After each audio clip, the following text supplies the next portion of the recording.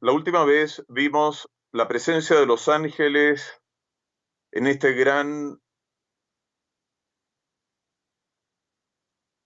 teatro, digámoslo así, en que nos vamos a reunir todos los hombres en el día del juicio final.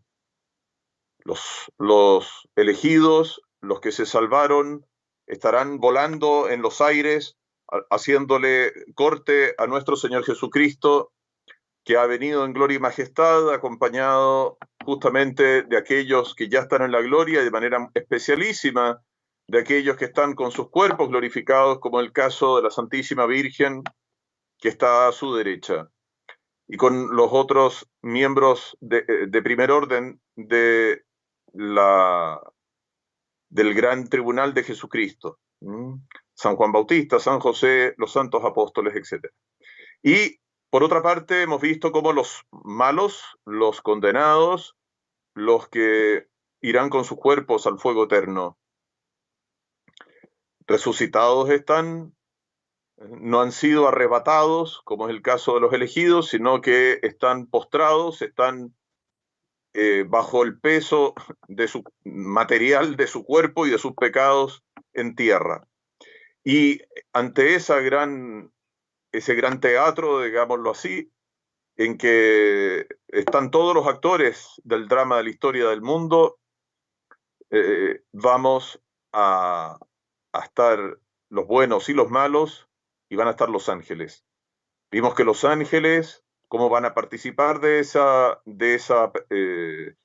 convocatoria, qué rol cumplían en ella y qué sentencia, si es que tenían sentencia, vimos algo al respecto, ¿no es cierto? Son cosas muy misteriosas, pero que tienen toda su razón de ser en función de por qué Dios les ha dado una libertad de intervención en este drama humano, y es por eso que, nos dice Santo Tomás, saldrán con una sentencia de retribución accidental, porque ya han sido juzgados al principio del mundo. Y bueno, ahora vamos a dejar a un lado a los santos ángeles, a los ángeles buenos y a los ángeles malos, a los demonios, para centrarnos sobre todo en la materia del juicio, es decir, aquello acerca de lo cual nos va a juzgar el juez eterno de la gloria, el Rey divino, y con él participando de ese juicio, subordinado a su supremo juicio por parte de aquellos santos eminentes a los cuales ya hemos aludido. Entonces, lo primero que podemos decir acerca de la materia del juicio es que Jesucristo no necesitará ni testigos ni ningún otro tipo de información para poder efectuar el juicio de todos y de cada uno de los hombres con toda exactitud y justicia, por razón misma justamente de su ciencia divina y también de su ciencia beatífica e infusa. Entonces, nada escapa a los ojos de Jesucristo. Nos dice San Pablo en la carta a los Hebreos, todo está desnudo y patente a los ojos de aquel a quien hemos de dar cuenta. Es imposible que haya algo oculto a los ojos de nuestro Señor. Imposible. Entonces, todos los hombres nacidos de Adán, es decir, toda la raza humana sin excepción, no nos olvidemos que no hay excepción al respecto, todos venimos de Adán y Eva, todos serán iluminados interiormente, comprendiendo el bien y el mal que han hecho. Y esto ya salió previamente a propósito de esa presencia de los santos y de ese rol que van a cumplir, ¿no es cierto?, partiendo por la Virgen Santísima y los otros santos, cómo nos van a iluminar, cómo van a participar ellos del juicio. Esa luz que le comunica Jesucristo a su Divina Madre y ella como reina de todas las reinas, esa luz que recibe del Rey de Reyes, la va a ir derivando, tal como los ángeles superiores iluminan a los inferiores, aquí la reina de los ángeles va a iluminar a las jerarquías de santos y va a llegar la iluminación también a las conciencias de los pecadores. de tal manera que a todos se les va a hacer absolutamente clarísimo, todo lo que hicieron, todo lo que no hicieron, todo pecado que practicaron, toda virtud que realizaron. Todo será absolutamente claro. Pero esto es importante, por alguna precisión que vamos a dar después y que muestra la grandeza de este juicio final. Esta parte es interior. Es interior. ¿Por qué dice Santo Tomás que de lo contrario sería imposible que se diera todo esto de una manera expedita? Y va a ser todo muy rápido en realidad. Entonces, esta parte de la manifestación el hacer presente a las conciencias de todos los hombres, sin excepción, sus pecados, va a ser una cosa que se va a dar de una manera muy rápida, a través de esta iluminación interior. Por otra parte, el juicio universal, cada uno de los hombres en él, no solamente se le harán presente sus obras buenas, sus obras malas, cometidas durante toda su vida,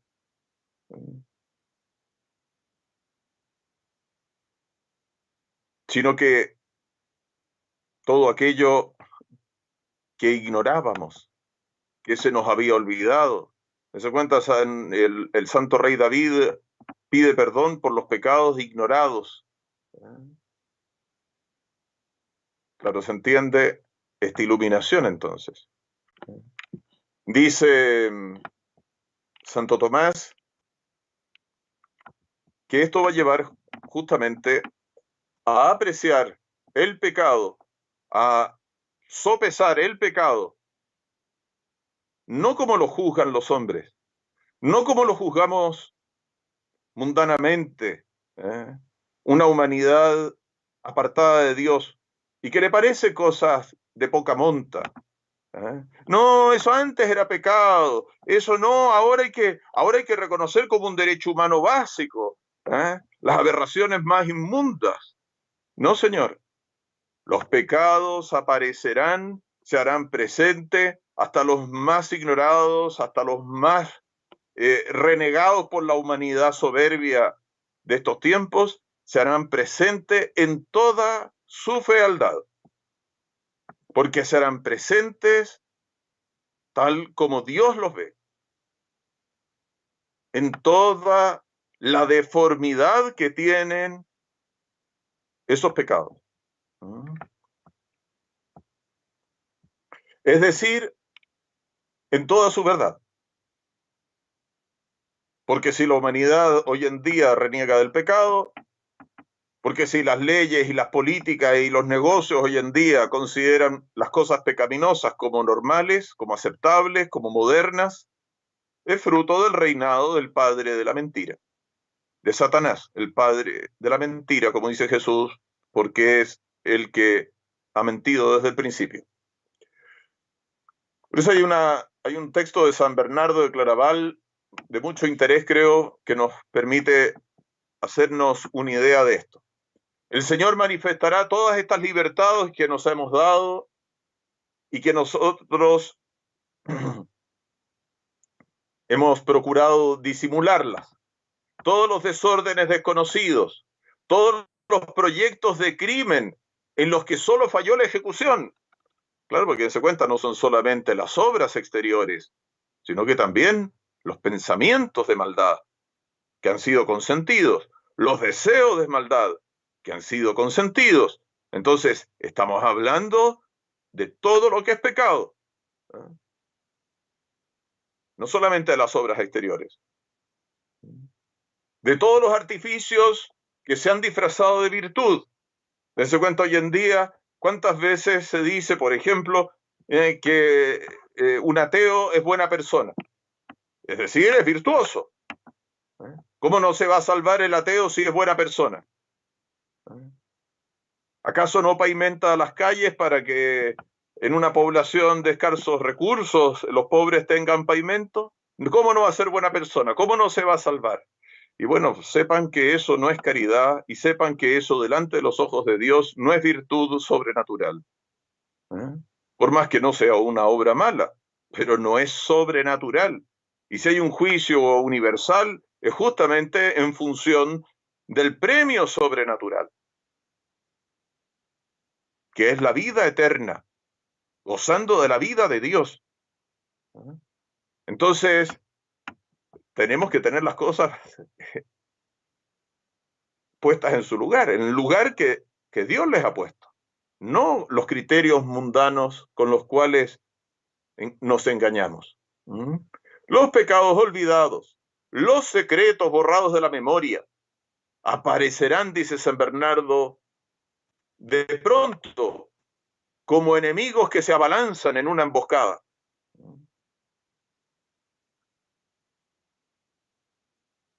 Entonces, para gente perversa, endurecida en el pecado, puede ser que esas cosas no le produzcan ningún horror. Morirán endurecidos en sus pecados. El que se ha endurecido en sus pecados es sumamente difícil la conversión. No es imposible porque la gracia de Dios es todopoderosa y alguien podría eventualmente convertirse. Pero los endurecidos en la maldad la tienen muy difícil. Pero dense cuenta que alguien que no está endurecido en la maldad, alguien que está entregado al vicio, fruto de su miseria, de la fragilidad de la carne, comienza a escuchar estas cosas y dice, ay Dios mío, ¿en qué situación tan penosa estoy? ¿Cómo voy a salir de esto? Por eso la importancia de reflexionar sobre estas materias.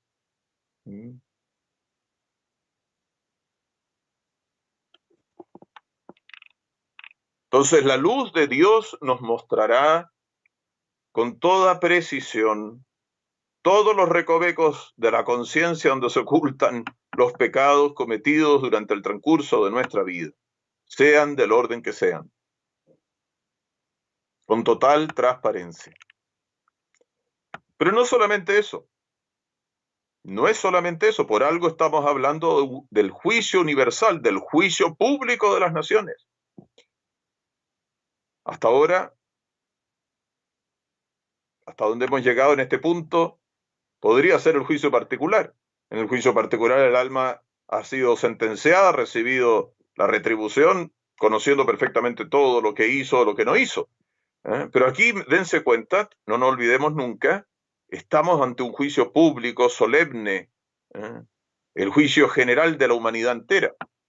Por eso la conciencia de todos y de cada uno de los hombres, buenos y malos, quedará totalmente descubierta delante de todos los demás hombres durante el juicio final.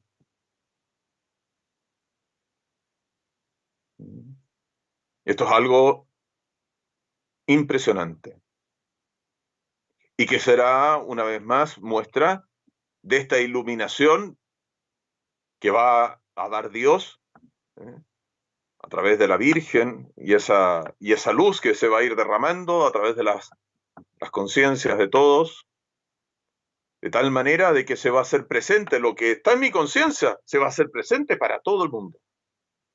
No solamente para mí, hasta lo oculto, lo ignorado, lo olvidado, sino para todo el mundo. Todo el mundo va a ver mi conciencia.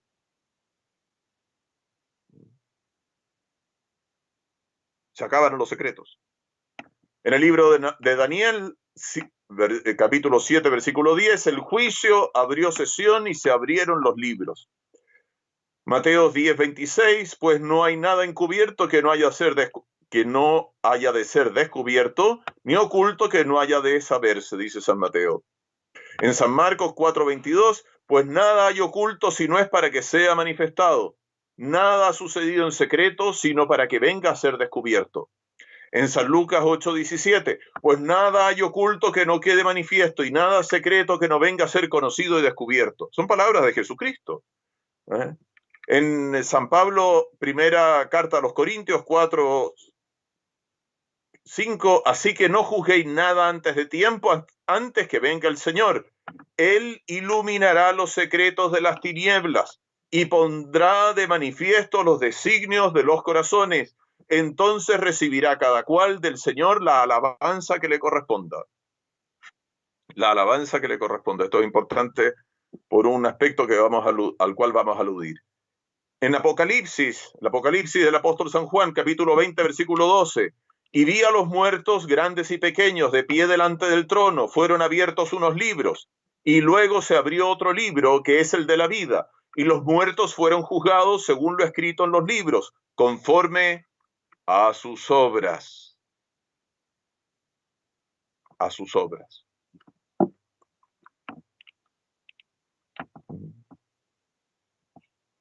Entonces, esta manifestación de la conciencia de cada uno por esta luz que recibiremos, ¿no es cierto?, que irá iluminando estas conciencias humanas, que será la conciencia de todos los hombres allí presentes, se harán patentes a los demás hombres también.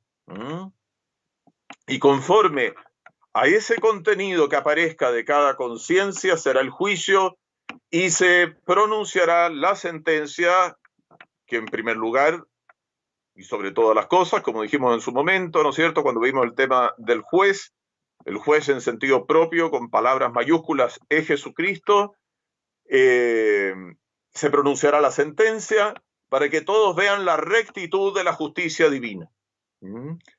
Por participación, acuérdense, la Virgen y los santos derivadamente, ¿no es cierto?, según grado de santidad. Entonces, esto es muy importante porque vamos a ser juzgados, nos dice el libro del Apocalipsis, nada más que sobre nuestras obras. Por eso el punto de los méritos tan relevante, ya que mañana es el Día de Todos los Santos. No hay otro criterio católico más que los méritos, o lo que se opone a los méritos, los deméritos. Los méritos son los que producen las obras buenas, pero estamos hablando no de méritos naturales, sino de méritos sobrenaturales. Por favor, ténganlo muy presente. Es decir, los méritos que solamente se pueden realizar, que se pueden obtener, que se pueden lograr, en virtud de que el alma está en estado de gracia santificante, que no hay otra manera para que un alma pueda merecer la gloria del cielo, sino por las obras hechas estando en estado de gracia santificante. Esto es vital, porque desgraciadamente una de las claves para entender la situación tan triste, tan penosa que padece la Iglesia, al punto tal que en las más altas jerarquías se alaba a Martín Lutero con toda su mentalidad contraria a los méritos justamente, porque Lutero era contrario a esto, es que solamente estando en gracia de Dios, y el estado de gracia es el que renueva al hombre, haciendo de nosotros un hombre nuevo, es decir, haciéndonos partícipes de los méritos de Jesucristo y capaces, con esa apropiación de los méritos de Jesucristo, capaces de que nosotros merezcamos. Todos los que tienen uso de razón puedan merecer con sus propios méritos, estando en gracia de Dios, méritos sobrenaturales que le permiten ser coronados con la corona de la justicia que dice San Pablo. Entonces, lo tremendo va a ser que justamente los hombres se presenten ante Dios sin méritos, porque han muerto estando en desgracia de Dios.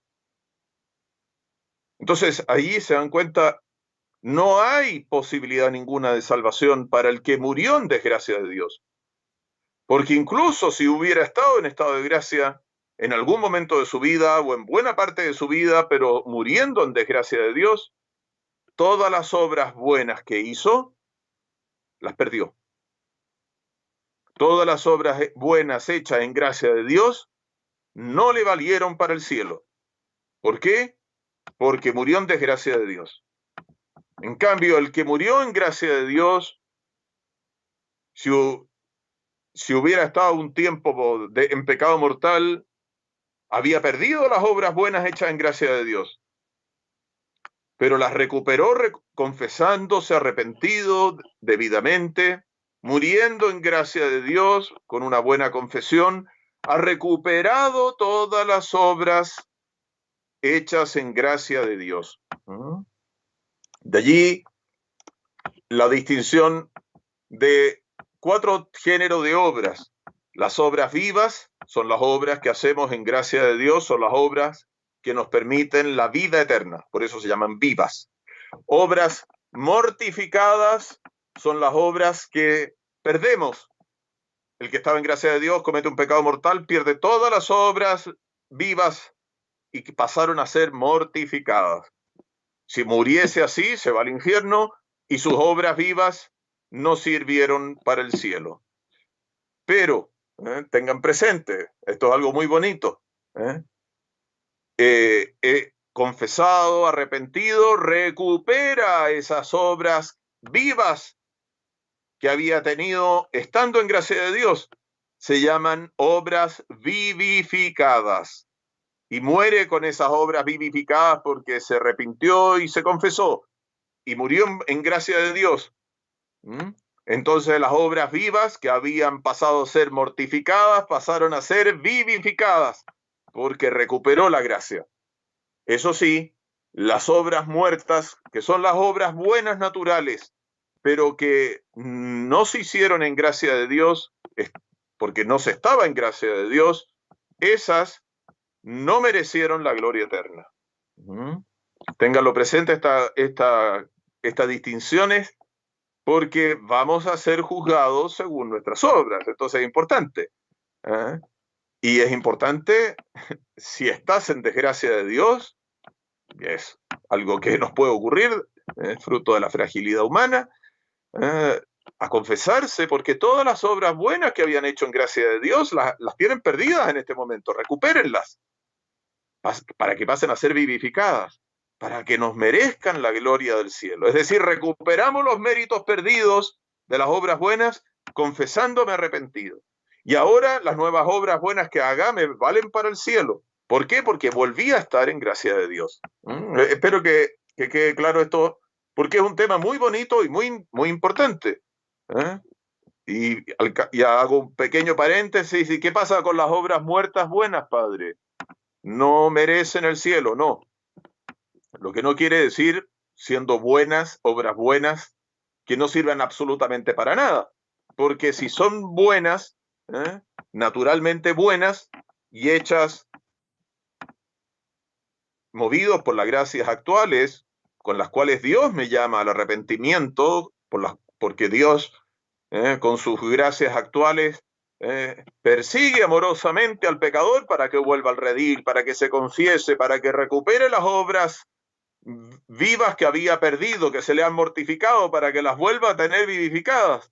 Entonces, esas obras muertas no me merecen el cielo, pero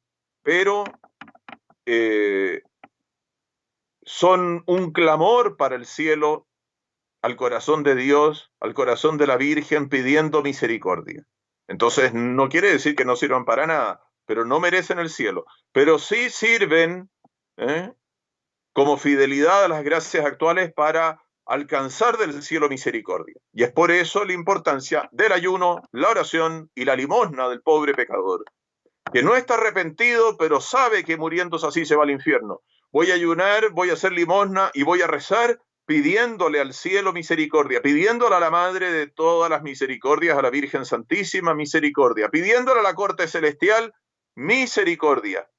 Ese ayuno, oración y limosna no me merecen cielo, pero me van a alcanzar la gracia del arrepentimiento para yo ir a hacer una buena confesión y volver a recuperar las obras que ahora están muertas y que van a estar vivificadas porque he recuperado la gracia santificante. Eso en primer lugar. En segundo lugar, quiero hacer un alcance que me parece de gran importancia acerca de la materia del juicio. Nuestro Señor Jesucristo es algo muy claro en el Evangelio de San Mateo, cuando nos habla acerca de aquello de lo cual vamos a ser juzgados, pone las obras de misericordia corporales.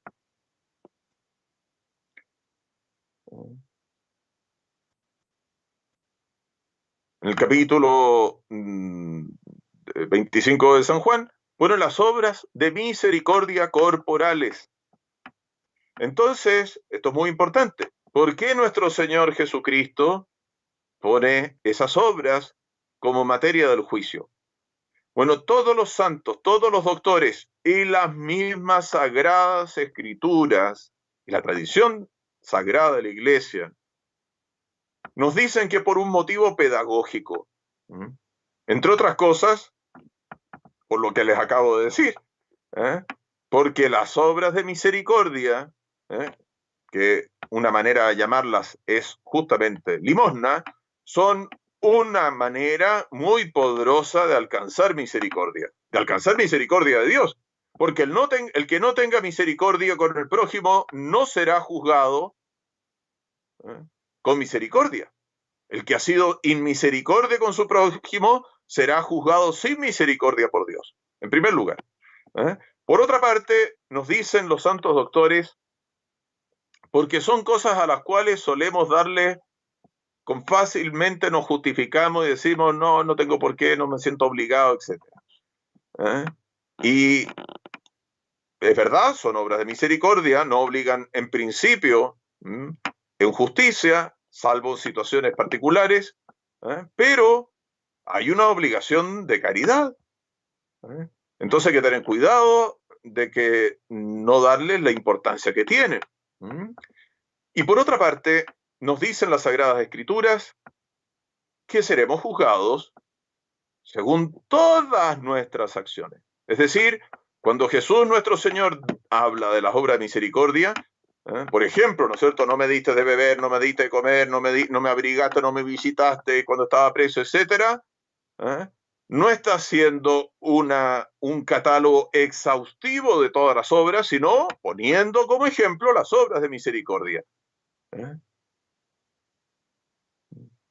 Que podemos agregar, para un pecador, podrían haber obtenido del cielo la misericordia que necesitaba para arrepentirse.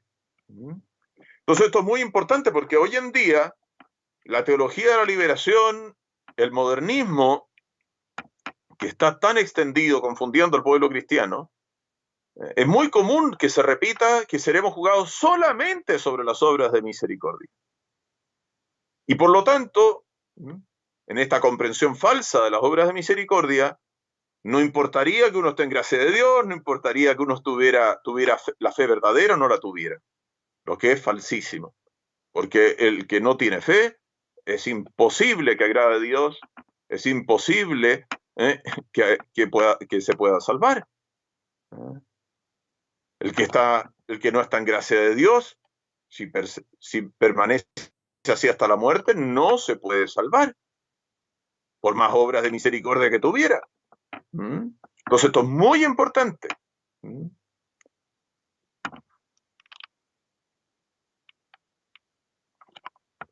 Dice el apóstol San Pablo en la segunda carta a los Corintios, capítulo 5, versículo 10, que todas las obras, tanto buenas como malas, serán objeto de juicio. En el libro del Eclesiastés, capítulo 11, versículo 9, sigue los impulsos de tu corazón, pero a sabiendas de que por todo ello te hará venir Dios a juicio. Entonces se cuenta, los impulsos del corazón puede ser que no se expresen en una obra exterior, pero serán objeto de juicio. Dice el libro del Eclesiastés, capítulo 12, versículo 14, todo cuanto se hace, Dios lo llevará a juicio por cualquier falta, sea bueno o sea malo. Por lo tanto, serán todas las obras del hombre. Eso también está en el mismo Evangelio de San Mateo, capítulo 16, 27 y 12, 36. Toda palabra ociosa será juzgada. Por ejemplo, las cosas ocultas, los propósitos del corazón, nos dice San Pablo en la carta a los Romanos 2:16 y en 1 Corintios 4:5. Por lo tanto, El juicio divino concierne a todo lo que recae, todo lo que cae ante los ojos de Dios.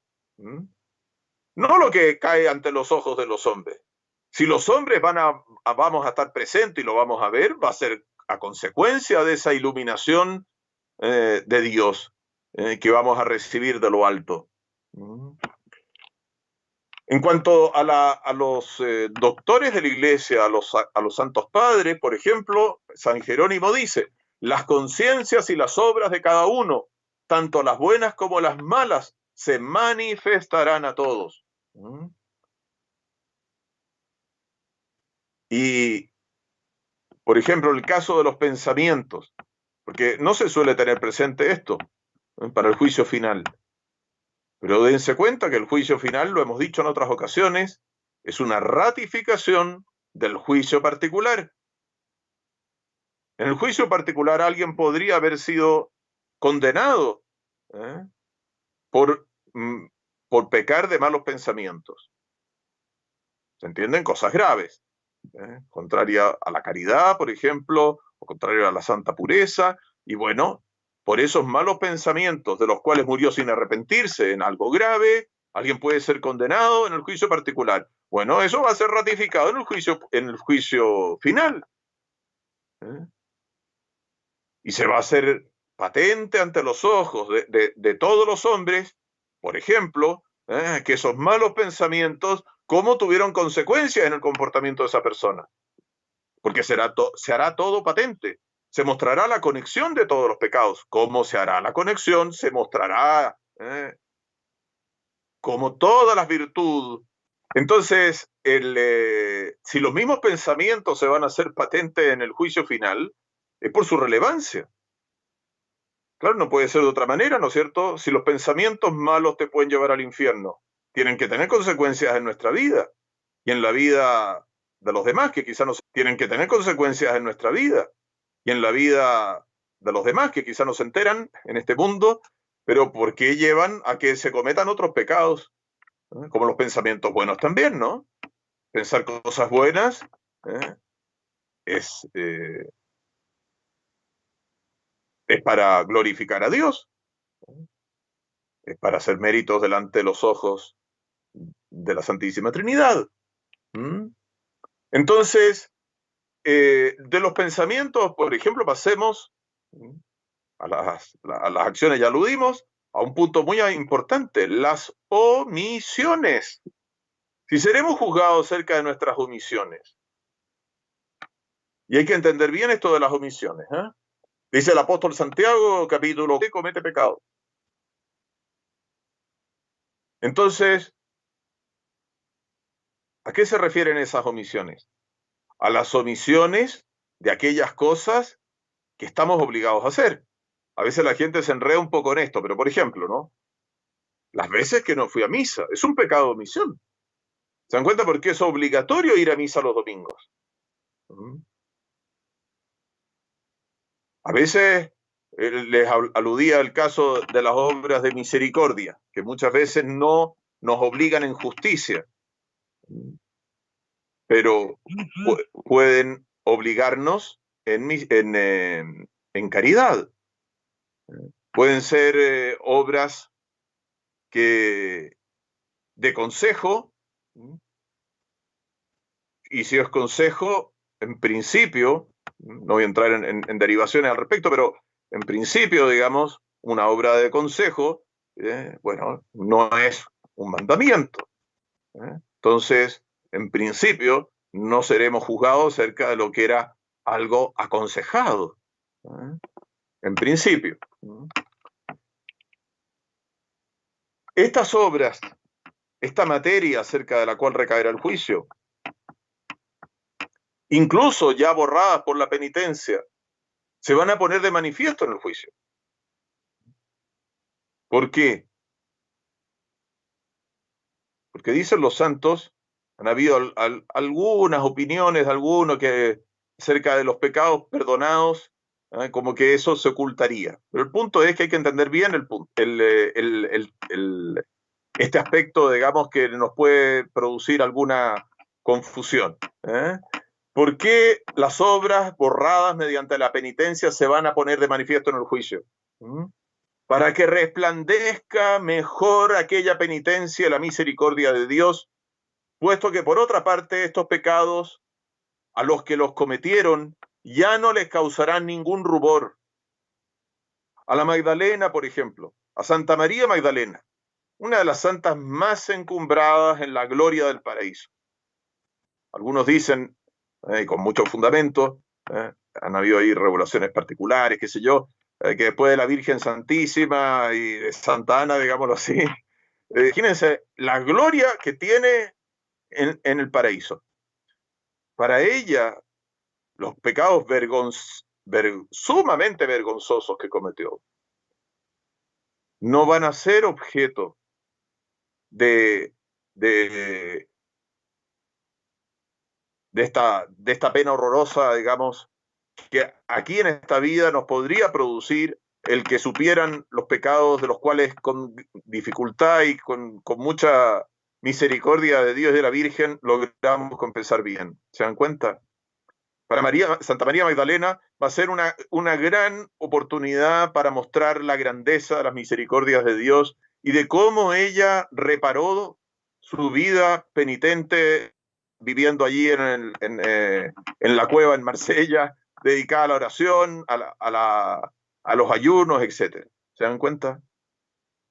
Entonces no nos hagamos una idea de este aspecto que hoy por hoy nos puede producir con razón, ¿no es cierto?, una gran congoja, un obstáculo como que nos aprieta el corazón. No, en el juicio final nuestros pecados se manifestarán, pero si nos hemos salvado, de glorificación de Dios, de glorificación de la Iglesia, de glorificación de la Virgen Santísima, de los santos que nos ayudaron, que nos auxiliaron y que nos permitieron a nosotros ordenar nuestra vida.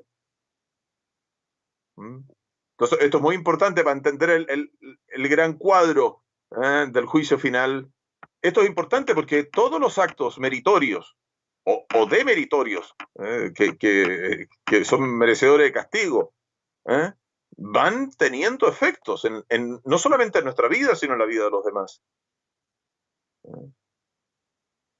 Entonces, por eso esta conexión de todos los pecados y de todas las virtudes, y por eso esta apertura de las conciencias que se iluminarán para verse y para ser vistas por todos, digámoslo así, en un abrir y cerrar de ojos, donde se hará toditito patente a todos los presentes, a todos los presentes.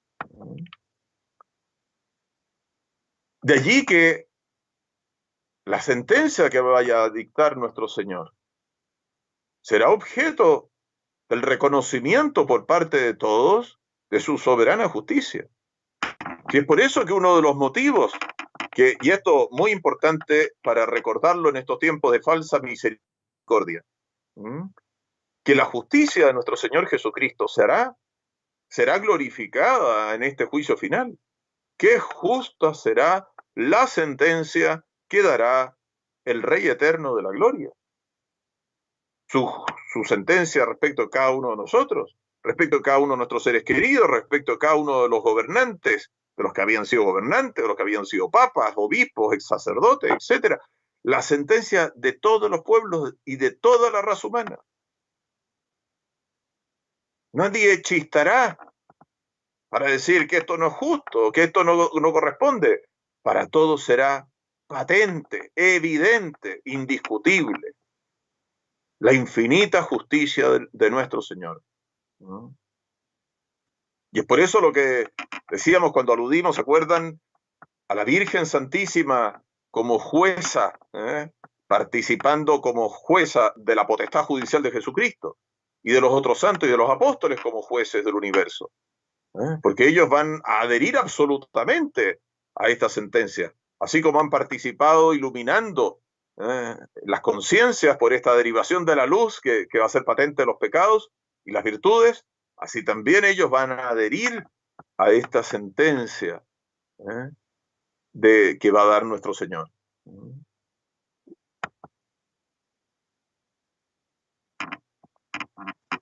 Por eso entonces, como está todo conectado, como están todas las obras buenas y malas arrastrando para un lado o para otro, para el lado de la salvación o de la condenación. Por eso lo que decía Santa Francisca Romana, por ejemplo, ¿no? En esas visiones terroríficas del infierno. A ver, se encuentra una mujer soltera, una mujer casada, sea el caso que sea, ¿eh? Sus modas indecentes, andar vestida de manera provocativa por las calles, qué sé yo. Bueno, mire, usted participó, usted arrastró almas al pecado mortal.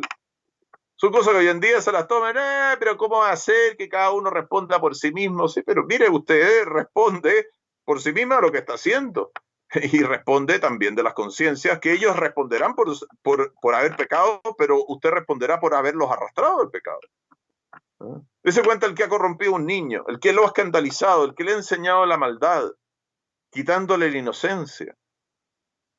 Y ese después a otro, y después a otro. ¿Se dan cuenta? Es una cadena de pecados. Bueno, todo eso se tiene que hacer público. Todo eso se va a ver esa cadena que relaciona unos pecados con los otros, para hacer evidente ante la faz del mundo la gravedad, la tremenda del pecado y de la sanción espantosa de la justicia de Dios para con la maldad del pecado. Porque el pecado ofendió en primer lugar y sobre todas las cosas, y eso es lo esencial del pecado, al Dios infinitamente santo y perfecto, a la Santísima Trinidad. Y es por eso que murió Jesucristo en la cruz, siendo Dios hecho hombre. Y es por eso, no se olviden, que San Miguel estará con la cruz en este juicio, a esa luz, a la luz de la cruz, donde Dios murió por nosotros. Es que el pecado se manifiesta en toda su perversidad, como la virtud se manifiesta en toda su grandeza, en toda su hermosura.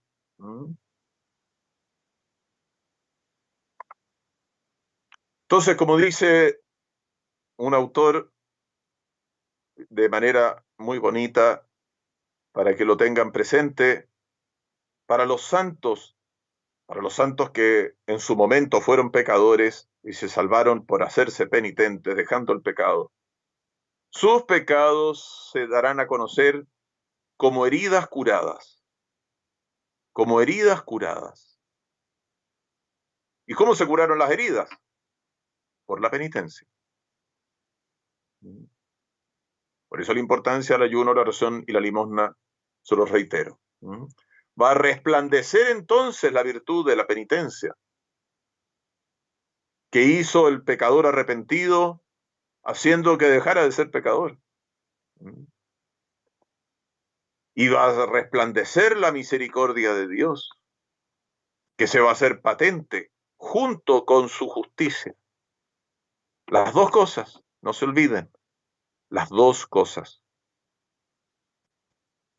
La majestad terrible de su justicia y la grandeza asombrosa de su misericordia.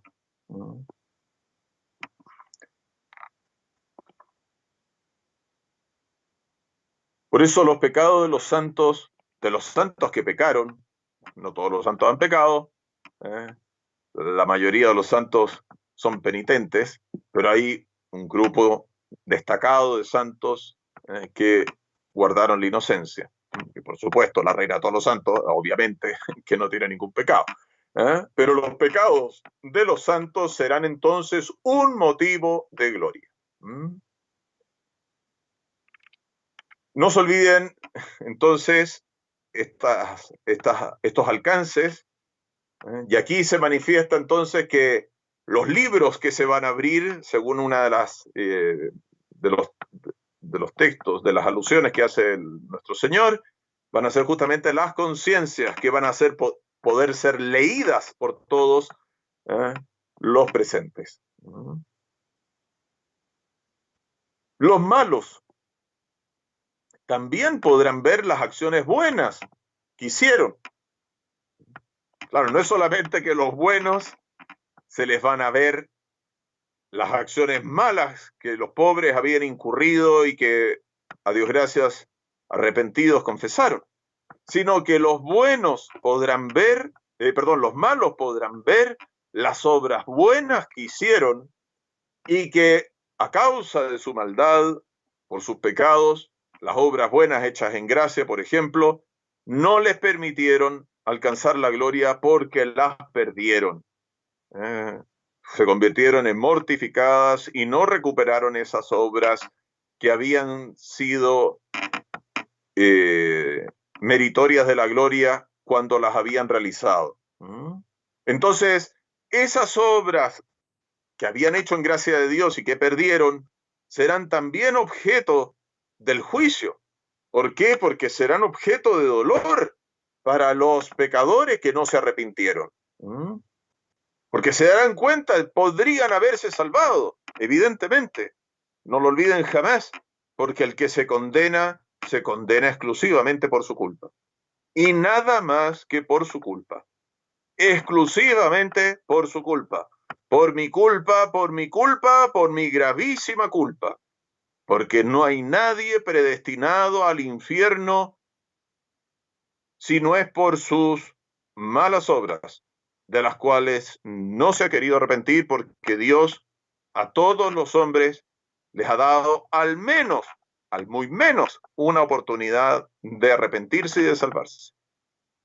Que sobre esto no quepa la menor duda. Y es por eso que serán objeto también, entonces, de dolor para los que se condenan. Dice Jesús nuestro Señor a propósito de esta manifestación de lo bueno y de lo malo de todos. No hay nada encubierto que no haya de ser descubierto, ni oculto que no haya de saberse. Durante este juicio final, todos y cada uno de los hombres verán las virtudes y los méritos de los justos que fueron despreciados en este mundo y los pecados y errores de los que obraron la iniquidad en esta vida. Porque dense cuenta, por la razón misma de este juicio, que es universal, que es público, de todos los hombres y de las naciones, tiene especial importancia la verdad y el error. El escándalo del vicio, del pecado, que se hace público, que se da a conocer, ¿no es cierto? Como también, ¿no es cierto?, el buen ejemplo de la virtud, las buenas obras, ¿no es cierto?, los buenos ejemplos arrastran hacia el camino del bien. Entonces los hombres verán las virtudes de los justos. Como dice el libro La Sabiduría, capítulo 5, versículo 4, este es aquel de quien entonces nos burlábamos, a quien ultrajábamos, insensatos con nuestros sarcasmos. Locura nos pareció su vida y su muerte una ignominia.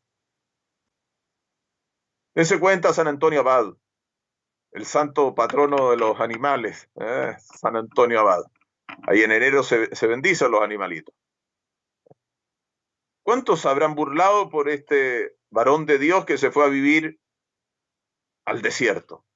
Mira el ridículo, miren las cosas que hace. Por supuesto, no todos tienen que ir a vivirse al desierto, él siguió la vocación que Dios le dio, pero su virtud, que fue objeto de burla en este mundo, ahora va a ser motivo de dolor, de pena para los condenados. ¿Se han dado cuenta que los que practican la virtud con humildad, como buenos cristianos, sin querer ofenden a los malos?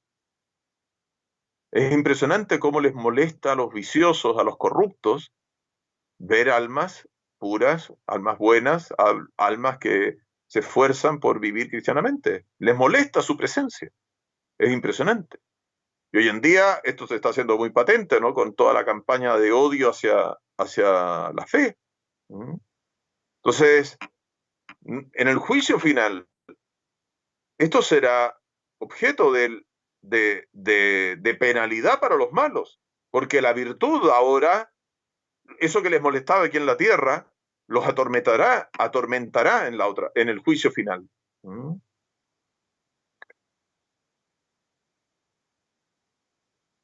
Con respecto a los pecados de los malos, las almas inocentes, las almas santas, las almas de los pecadores arrepentidos que se salvaron, al ver los pecados de los inicuos, de los condenados, dice el libro de la Sabiduría 5:1, el justo se mantendrá en pie con plena seguridad en presencia de los que le afligieron y despreciaron sus sufrimientos. Todo eso que hizo tan difícil la virtud en esta vida, ¿no? Imagínense cuántos muchachos, cuántas chiquillas, las luchas por la virtud, por mantenerse fieles, por mantenerse devotos, por seguir yendo a misa, seguir recibiendo los sacramentos, su lucha por la santa pureza, por ser castos en sus noviazgos, etcétera. Cosas que hoy en día son objeto de burla, de ridiculez, según los mundanos, ¿no? Nosotros sabemos que no. Nosotros sabemos por la fe que será objeto de premio eterno.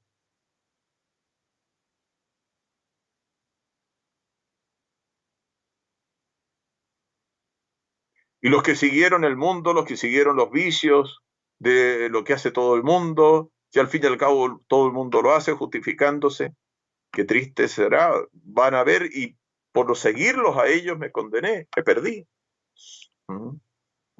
También, en razón de esto mismo, estamos hablando de juicio final, de juicio universal, los planes maliciosos y secretos tramados por muchos serán manifestados ante todos los hombres el día del juicio. Por eso dice Jesucristo en el Evangelio de San Lucas, las intenciones de muchos corazones quedarán al descubierto. Entonces dense cuenta cómo ante la faz del mundo, los planes de la masonería, los planes de todas las sectas, de estas ideologías del marxismo internacional, que está llevando esta revolución por todos lados. Los planes de la sinagoga, que en el arte cristiano se los pone con un velo aquí, porque estoy hablando de la sinagoga postcristiana, ¿se entiende? Por no aceptar a Jesucristo. Los planes de todos aquellos que obraron en contra del reinado de nuestro Señor sobre los pueblos. Por eso pidamos por todos los que he enumerado para que se conviertan, para que se salven. Nuestra respuesta es la oración, los planes de los paganos, que persiguen a los misioneros, que impiden a los misioneros su obra redentora. Y bueno, se harán patentes ante la faz del mundo. Ante la faz del mundo. Ahí San Francisco Javier, Santa Teresita el Niño Jesús, quedará patente ante la faz del mundo, bueno, todos los sufrimientos que ellos ofrecieron por las misiones y cómo vencieron los planes de los paganos. O García Moreno, el gran mártir de la República de Ecuador, que fue asesinado, ¿no es cierto?, después de ir a comulgar el primer viernes de mes por decreto de la masonería, decretó la muerte y lo asesinaron, y él escribió, ¿no es cierto?, en su último suspiro, Dios no muere, va a quedar patente la maldad de las logias. Todo se hará visible, todo el mundo se enterará de todo, para gloria de Dios y destrucción del pecado. Dios vengará todas las injusticias en este día. Dios de las venganzas, dicen las Sagradas Escrituras. Dios justísimo, que es infinitamente justo, a pesar de que hoy en día se quiera borrar ese aspecto de Dios, inventándose un Dios a la medida de cada uno. No nos engañemos. Por eso dice, a mí, en Deuteronomio 32:35, a mí me toca la venganza y el premio. Romanos 12:19, mía es la venganza, yo daré el pago merecido. ¿Y la venganza qué quiere decir? La justicia. La justicia por la cual, ¿no es cierto?, vindicativa, por la cual se castigará y se atormentará a los malvados para siempre, eternamente, por los siglos, sin fin. Y esas penas no se acabarán jamás ni se reducirán. Para siempre, para siempre, para siempre.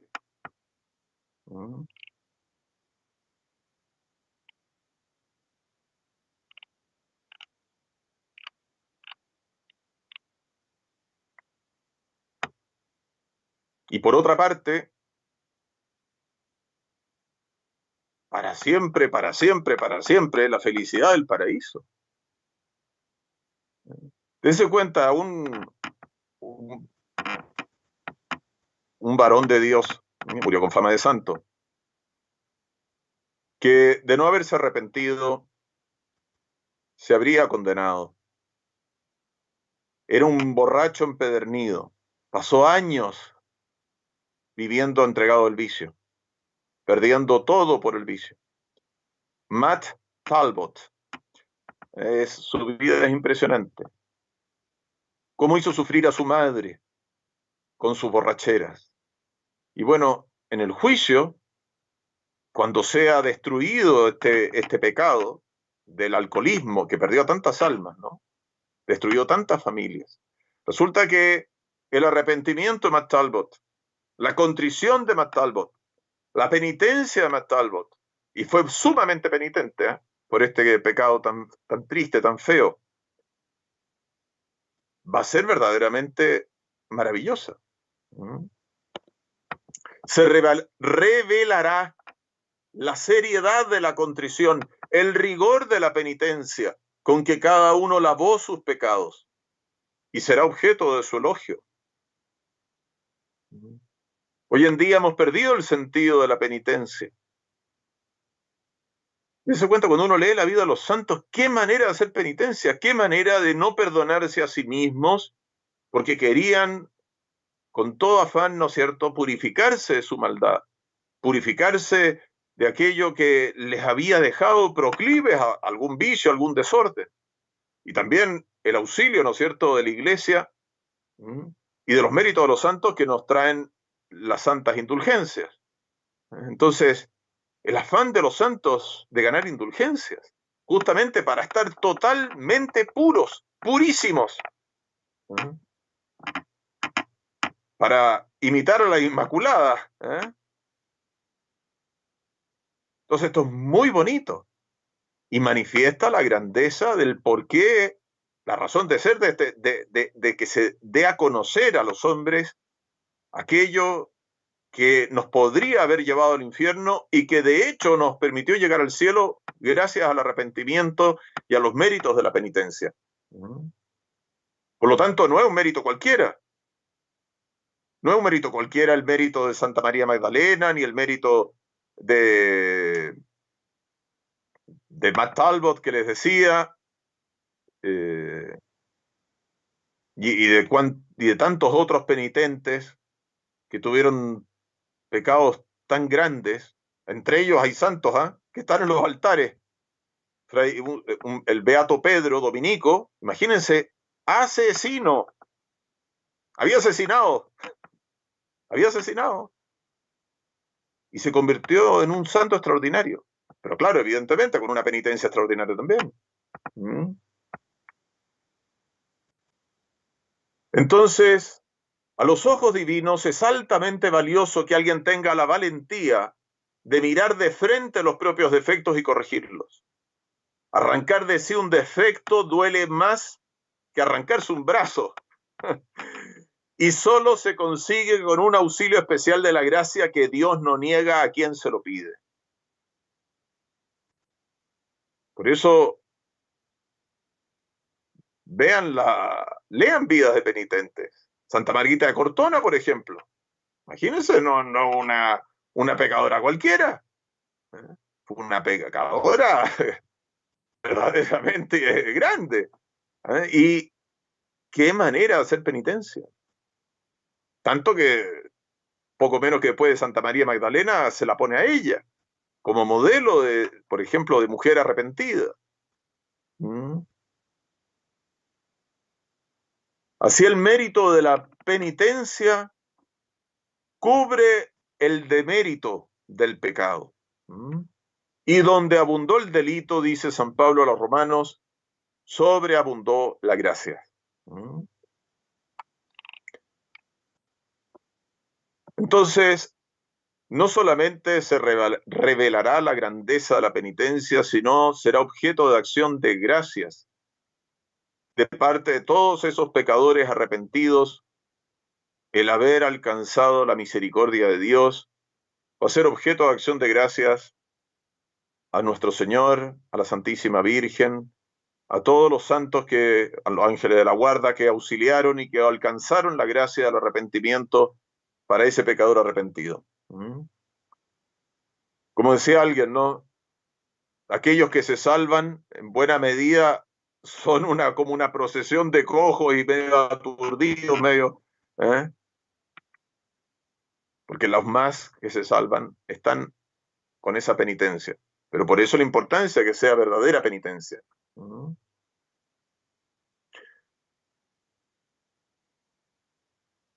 Entonces, acción de gracias por el triunfo de Dios en nuestras almas.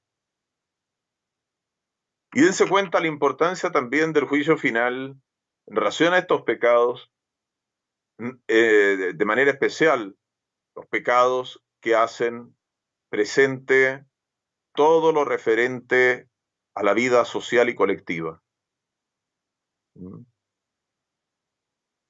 Qué tremendo va a ser el pecado de las familias. Pecado de las familias. Pecado de divorcio. Porque el divorcio es un pecado. De las separaciones que no tienen fundamento. Porque las separaciones legítimas son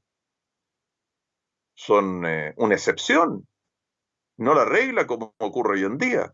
Es por eso que se debiera pasar por un tribunal eclesiástico, según el derecho canónico. Los pecados de anticoncepción, de haber rechazado los hijos que Dios nos quería dar. No dejamos ni siquiera existir a esos hijos. El pecado del aborto, porque son pecados contra la familia, hemos matado a un hijo. ¿Se dan cuenta? ¿Alguien se puede salvar con eso? Bueno, arrepentido, sí, a Dios gracias, ¿no es cierto? Pero dense cuenta, y por eso, digamos, la glorificación de la misericordia divina y del arrepentimiento, etcétera, pero dense cuenta para el condenado lo que va a significar el tormento de los hijos que rechazó, de los hijos que asesinó, o de los hijos que escandalizó, dándole una mala educación o la educación laica atea que se recibe por doquier.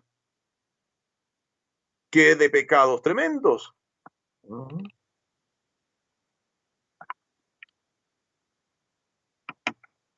¿Cómo será condenado en el juicio final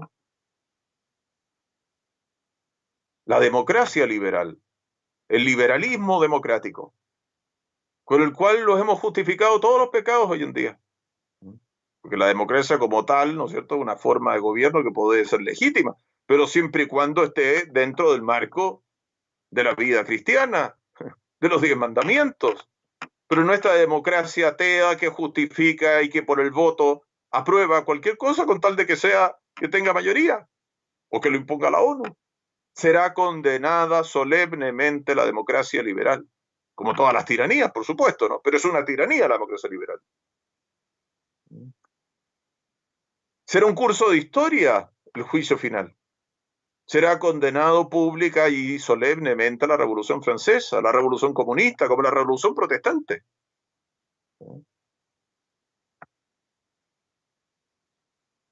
Y todos los desórdenes que fueron socavando la sociedad cristiana, que justamente por ser sociedad cristiana tenía la virtud de facilitar la salvación eterna de las almas. Por eso alguna vez me preguntaron, y otra vez aludí, y aquí podemos juntar los dos elementos, dos aspectos. ¿Se salvan muchos o se salvan pocos, padre? Y bueno, depende desde qué óptica se vea, porque nuestro Señor alude al respecto. En las sociedades descristianizadas, dicen los teólogos, a causa justamente de esa falta de cultura católica, de costumbres cristianas, de leyes que respalden, que favorezcan, que protejan la virtud, que protejan la educación de la juventud, etc. Y bueno, con la mano al corazón, la mayor parte de la gente que ustedes conocen, díganme si acaso cumplen los mandamientos.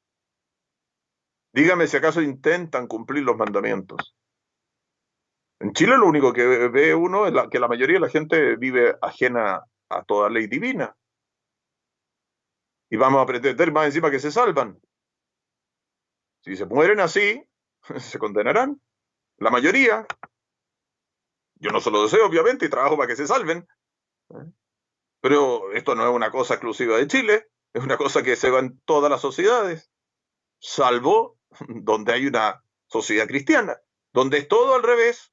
Las leyes, las costumbres, todo es favorable a la salvación. Y el que cae por fragilidad se levanta. ¿Ven? ¿Por qué? Porque se respira la virtud, porque se respalda, se protege la virtud. Entonces, en una sociedad cristiana, la mayoría se salva. Así lo dicen los teólogos.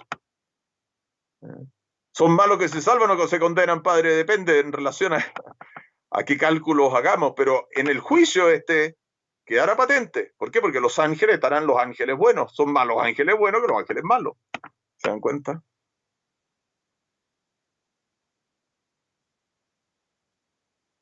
Un tercio de los ángeles se condenó. Por lo tanto, son muchos más los ángeles que se salvaron. Y si los hombres, sus almas inmortales, y ahora en el juicio final resucitados, ¿no es cierto? Los hombres, es decir, las almas inmortales unidas a los cuerpos, van a cumplir el número de los elegidos, van a ocupar los lugares dejados vacíos por los ángeles, como piadosamente, ¿no es cierto? Se sostiene, y bueno, en total son muchos los que se salvan. Una multitud innumerable, dice el libro del Apocalipsis. Una multitud innumerable. Sí, pero ¿cuántos se condenaron? ¿Cuántos se condenaron? Por eso se habla, por los parte de los grandes teólogos, del pequeño número relativo. Hay un aspecto de relativo que tiene relevancia. Pero esto no nos tiene que llevar de ninguna manera a la desesperación, sino que a ver que esto es muy serio, extremadamente serio. Tan serio, que más vale que nos pongamos a ser penitentes, a llorar nuestros pecados para vivir como corresponde.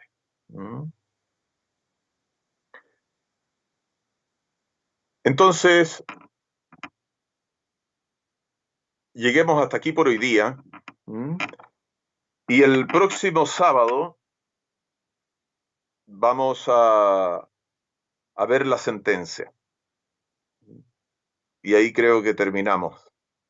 Espero que no haya llegado el juicio final porque nos ha tomado tiempo. Pero bueno, se trata de aprovecharlo porque si uno lo podríamos enunciar tan simplemente como vendrá a jugar a los vivos y los muertos. Listo, no, pero saquémosle provecho a esta verdad tan impresionante.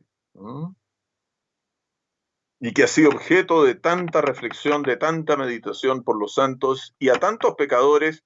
Fue obra de San Vicente Ferrer de manera especialísima, de tanto provecho para llorar sus pecados y arrepentirse.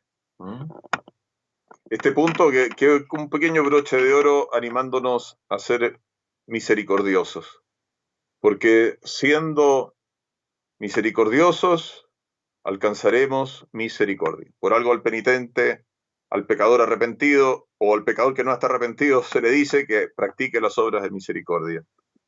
Dice Francisco Suárez, el doctor eximio y piadoso, lo siguiente: los hombres suelen creer que los pecados que se cometen no practicando las obras de misericordia son más leves. Y Jesucristo nuestro Señor, entre otros motivos, insiste en ellos para que por ellos entendamos que mucho más se ha de sentenciar de los más graves. Es decir, puesto que no estamos obligados en justicia, en principio, muchas veces, con las obras de misericordia, y sí por caridad, ¿no es cierto? Pero no gravemente en principio, salvo situaciones más especiales. Si vamos a ser juzgados por estas cosas que en principio aparentemente son más bien menos graves o más leves, ¿qué nos quedará? ¿Qué nos quedará para la severidad de la justicia divina respecto de las cosas más tremendas, de las más serias, las más graves? ¿Se dan cuenta? Mi hijo perdió la fe, padre, pero es tan buen niño. Mire, perdóneme, si perdió la fe ha cometido un pecado atroz, atroz.